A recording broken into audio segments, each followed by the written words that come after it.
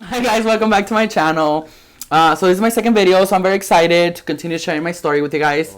Like I told you guys in my last video, in this video I'm going to share with you guys how I got diagnosed, how I found out actually that I was, and yeah, how all that happened, and then the process of me starting my first dialysis treatment. Let's go back to 3.5 years ago. So August 16th, 2016 was the day that I found out I was sick. So it was August 16th when I found out I got told I was sick. Actually, let's take you back to August 15th, when my mother she had noticed a change in me. She had noticed that I was not eating very well, not sleeping very well. I had lost lots of weight. So she actually was like, you need to go to the doctor. And I was like, no, I don't, there's nothing wrong with me. Obviously, I was in denial because obviously I knew there was something wrong with me.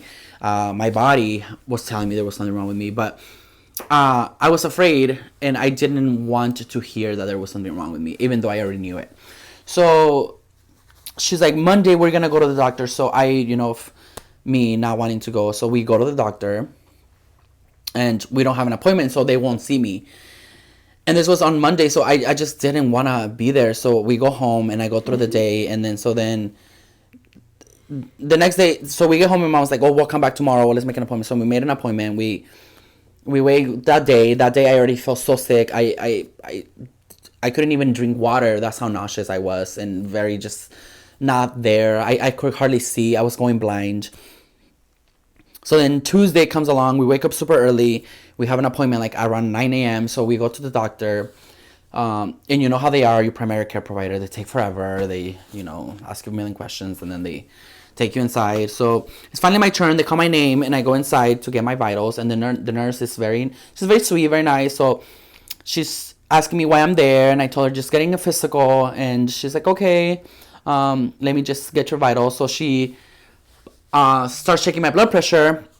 And then the machine beeps and then she looks at it and then she doesn't say anything and she walks away. And I'm like, okay, why is this girl walking away? Like, just tell me. And so the doctor comes in and then she's like, are you okay? And I'm like, yeah, I feel nauseous and I feel sick. And then she's like, I can't see you. And I'm like, why can't you see me? And she's like, well, because your blood pressure is too high and I have to bring your blood pressure down first. So then she walks away and then she takes about like 5 minutes and then she comes back. The doctor comes in and she's like, I'm gonna give you clonidine, which I don't know if you guys know what that is, but it's a blood pressure medication.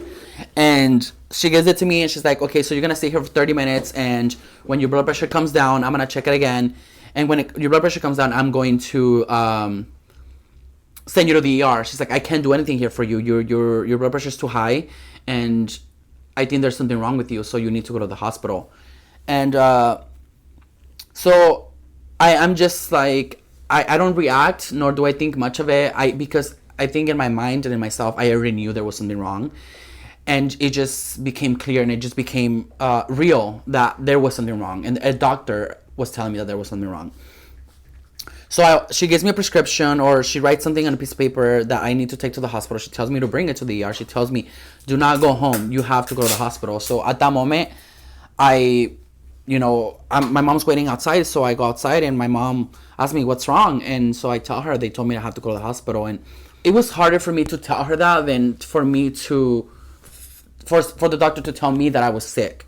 That there's something wrong. It was harder for me to tell my mom that there was something wrong. So we go to the hospital and they see me quite quickly. I go inside and at that moment, like 4 or 5 doctors actually come up to me because I had already given them the notes that my primary care provider had given me. So I think they already had an idea. So they're questioning me. They're asking me why my blood pressure is so high. They're asking me all kinds of questions. And it's a lot to take in at that moment. And I don't know what's going on. So then they tell me they're going to do a full panel. And if you guys don't know what that is, they basically do a full panel. They take blood and they check your whole body to see what's wrong and what's causing your blood pressure to go high. And their concern was because I was so young. So at that time I was 23 years old. So being so young and my blood pressure being so high, I think they were already signs and concerns for them. So they were trying to figure out the root of the blood pressure being so high.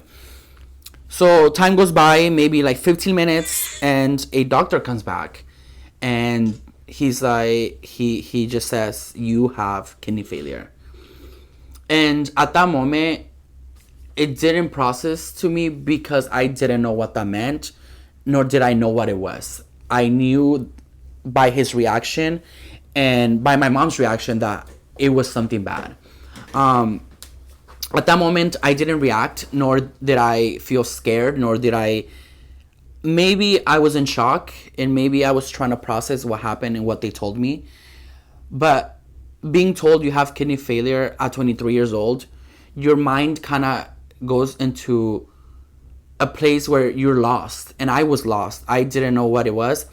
The thing that hurt me the most, and I think it was harder for me to grasp, was seeing my mom there and having these doctors say that in front of my mom or to my mom.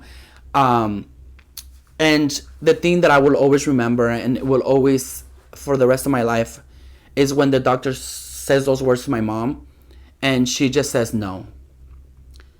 And more than myself, I'm just sitting in that chair and my mom is not accepting it. And she doesn't believe it. And it was hard for me to see my mom like that. It was hard for me to see a parent go through that, for a doctor to tell them that their child is sick. That broke my heart. It made me sad. It made me feel like I wanted to tell her that it wasn't true, that I was healthy, that there was nothing wrong with me, but I couldn't do that. It broke me more than me being sick, more than me being told I was sick. That was what made it worse for me.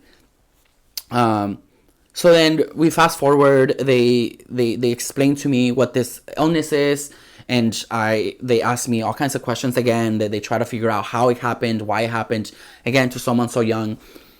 Then they take me to a room. They process my insurance information, and then a different doctor comes in and he says, "We have to give you dialysis or you're gonna die." And I think the more that time went on and the more doctors I saw, it got worse. Now I need a treatment or else I will die if I don't get it. And I think hearing that also again, and having them tell that to my mom, I think that made me even more hurt and upset. Fast forward, he tells me you need to make a decision. You either get dialysis or you go home and you die. And I didn't know what to do. I didn't know what to respond. I didn't know if I wanted to say yes, do it, or I don't know what this is. So my mind went blank.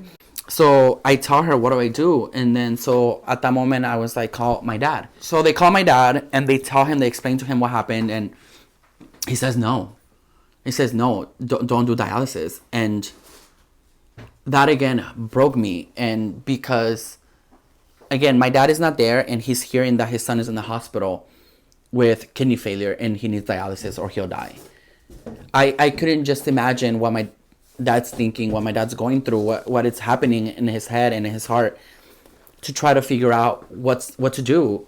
He's at work, and so they tell him, I don't even wait for an answer. I just felt it in my heart that I had to just make this decision for myself, and I did. I said yes. So at that moment, they made me sign all the paperwork. Time to me, it felt like it was all in a split second, but by this time it was already 6:00. They took me upstairs to a room, and they told me, a surgeon's gonna come in and he's going to install a tube in your neck. And he did. Time went on and he came in. You guys can't see it, and I'll see if I can post a picture up here and I'll show you guys. But I had a tube in my neck for about 4 months, and that's where I got dialysis. So they installed it right here in my neck, and then that was that night. And then the next night they moved it down back to my chest, but it was the same thing. They just didn't want it on my neck. That was just an emergency. But yeah, so everything happened so quickly. I wasn't so scared and I wasn't so in shock. It's because this illness, it didn't happen that day.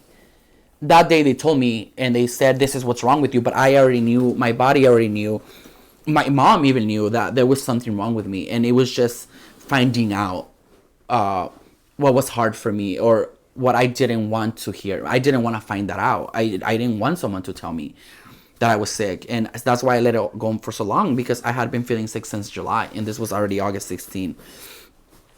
But I'm grateful for my mom that she pushed me to go to the doctor, that she forced me to go to the doctor, because if I had not gone, I don't think I would be here now. I don't think I would even be alive. And telling you guys this, and I think that's one thing I am grateful for and thankful for, and I'm also thankful for the doctors and everybody that was there that day to take care of me and give me my life back. And that day they gave me a bunch of medicine, and it was like I saw daylight again. I was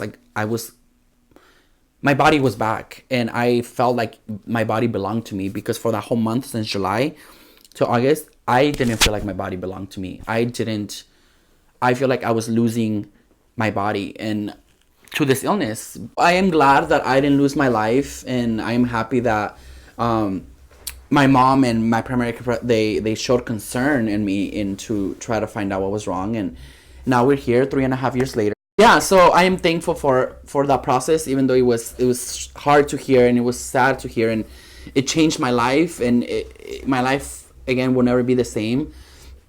But I am thankful that I was diagnosed, that I was told, and that there's a cure, and that there's a process in which I can stay healthy and I stay alive. I do regret taking so long to go to the doctor, and I do regret waiting so long to have someone to tell me that there's something wrong, because I didn't want to hear it. But I didn't lose my life. I am still alive, and I get my treatment, and I'm happy for that, and I'm thankful for that. And I will always be grateful to everyone who took part in that day. So that was the story of how I got here, how it happened, how I got sick. So in the next videos, I will show you what happened after that, when I went home, when I got discharged from the hospital. For now, if you guys have any more questions, you guys want to know anything else you want to talk about, let me know in the comments down below. And for now, yeah, just subscribe, like, share with your friends, your family, your dog, your cat, whoever you like to share my video with. And let me know if you enjoy it. Let me know what else I can be improving on. So thank you guys for joining me. I appreciate it. Bye bye.